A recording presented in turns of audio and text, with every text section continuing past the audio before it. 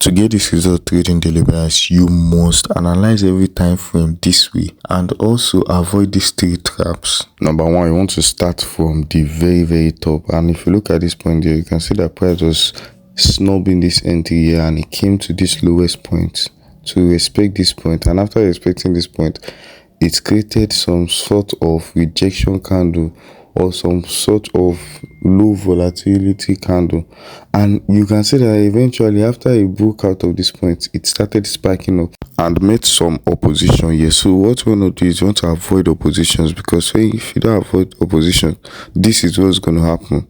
So you want to avoid the position, which makes our buyers bullish, because price liquidated that high here and still kept going up even with opposition. So you want to drop down to lower time frame, which is on 1 hour time frame for your entry. But before you do that, you need to make sure there's no opposition by this side.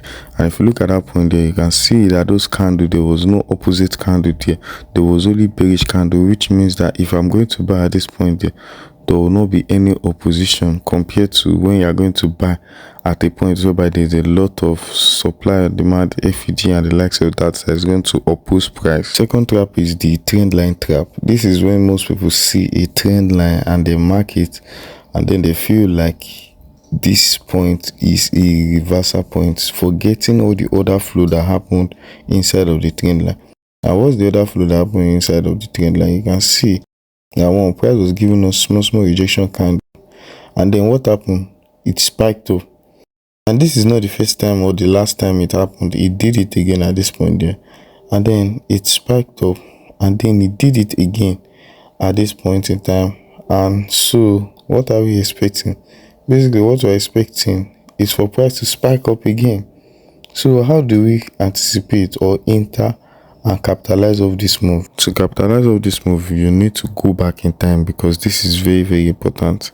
And if you go back in time, you will see some minor oppositions, and what you want to do is that you want to align your entry 1 and then 2 and then 3 at every opposition. But to be safer, you want to wait for price to liquidate the candle first, then retest, and then that's when you enter. And then it has to do the same for all these 3 opposition candles. And if you drop down to 30-minute time frame, you can see that we had missed this move here.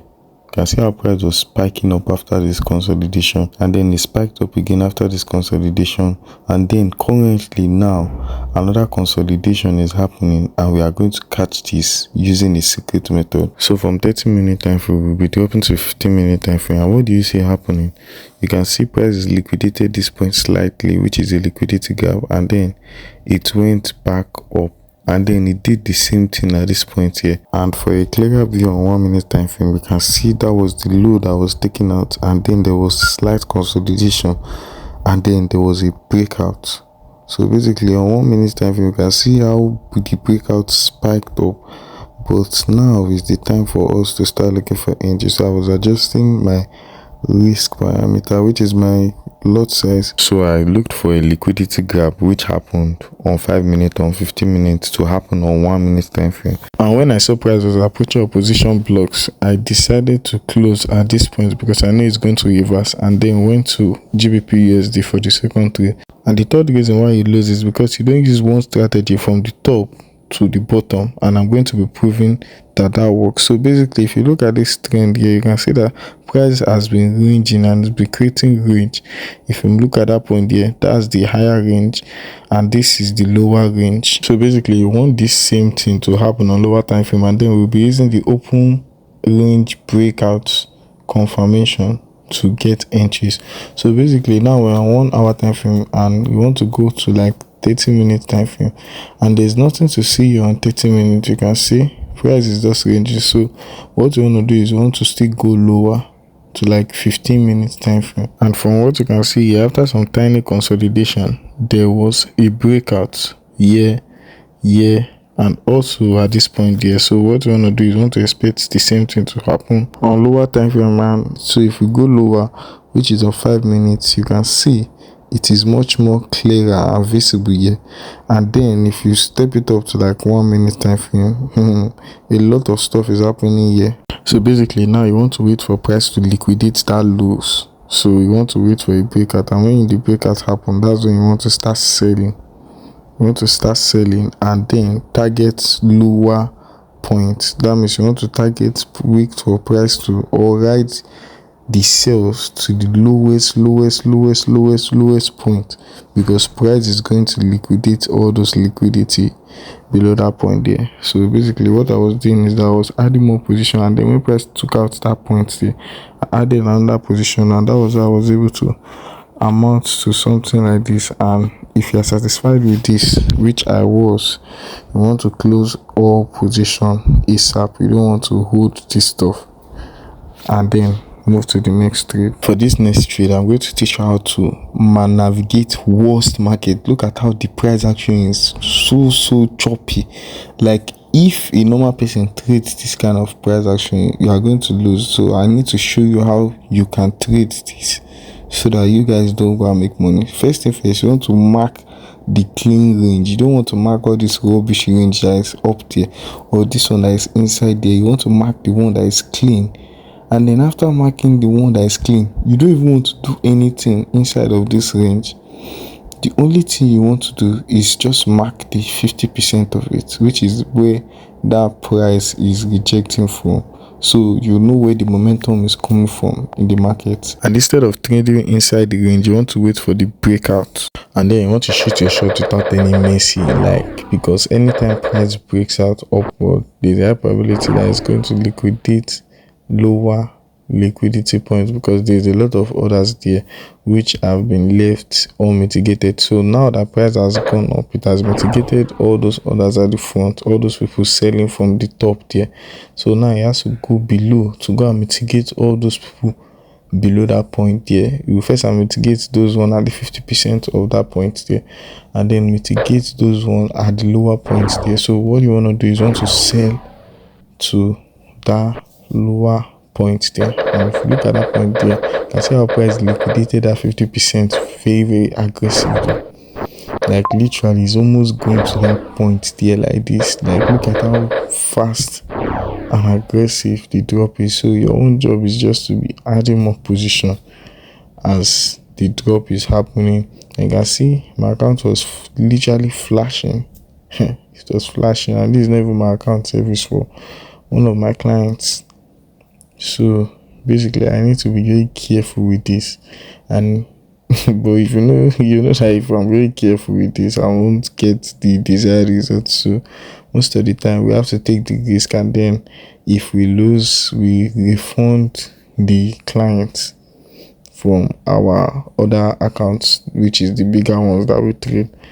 So basically I was waiting for it to reach one of my targets, that sweet 10. When it reached that sweet point like this, oh my god, that was when I was going to close. And I realized that if I keep waiting for it to get to that point, it's going to take a while. So I need to add more position, and I was waiting patiently. That's how the game is. You need to be able to wait for your desired result, and you need to be focused on your chart 247, because as it's dropping and almost reaching that point there, if I don't close very fast, I might lose everything. Like, you see that since I did not close very fast, it has already reduced, and I just manage to just get out of it with some little stuff. So I entered the game because the breakout hasn't happened totally. You can see price was just liquidating that point there. It hasn't gotten to that lowest point. So we still have a lot of work to do. So I was leveraging at this point in time, because my client told me that I should trade it however I want to. So I entered at that candle there. You can see that candle. I entered, you can see, and I was literally seeing 100% flashing before my eye. But that's not something that someone should, die for. I want something that when I, close like this, I know that this is more than enough to, feed on 3 generations, that kind of thing. So basically, if you want the same results, buzz me. And if you look at this point, you can see the account was showing margin call. Like, dude, margin call. That's the game, man. You need to be able to sit with all this like this. That's why you need to start small. You need to start with small capital and then grow yourself, grow your psychology as you go, because trading funds like this and small capitals aren't the same thing because of the emotional aspect of it. It is very, very, very, very hard. That's why I like to start small, because when the stuff is very small, I'll be able to go and do whatever I want to do without any emotion attached. So now I was waiting patiently. The same thing, you need to always sit with your position and wait. And you can see it has even liquidated that 3 point and is even dropping. This is literally liquidity. So if you got value from this video, like, so click link in the description, and I'll see you guys in my next video. Peace.